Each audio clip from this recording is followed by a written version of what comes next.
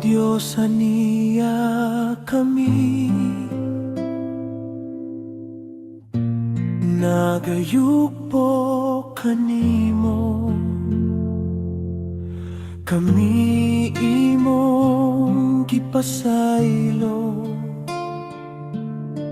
kami imong gilukat. Mag-aawit o pagdayeg, igatuboy ang ngalan mo labaw sa tanan. Ngalan mo kahibulungan, ngalan mo gamhanan, ngalan mo takus pasidunggan.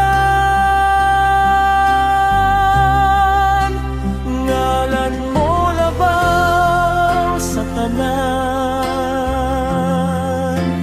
ngalan mo kahibulungan, ngalan mo gamhanan,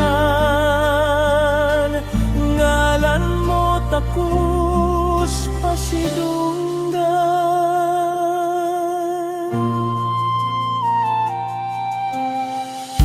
Ikaw among himayamon, awitan ug simbahon, bala